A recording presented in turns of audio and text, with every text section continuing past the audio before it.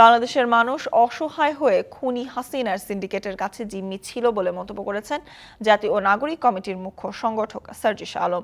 শনিবার সন্ধ্যায় town hall Tarique স্মৃতি অডিটোরিয়ামে 2013 সালের শাপলা চত্বর এবং 2024 এর গণ অভ্যুত্থানের শহীদদের স্মরণে আয়োজিত জুলাই বিপ্লবোত্তর আকাঙ্ক্ষা ও সম্ভাবনা শীর্ষক এক সেমিনারে তিনি এসব কথা বলেন।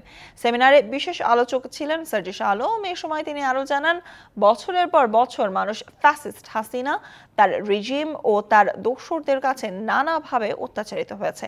সেমিনারে আরও উপস্থিত ছিলেন দৈনিক আমার দেশ পত্রিকার সম্পাদক ডক্টর মাহমুদুর রহমান।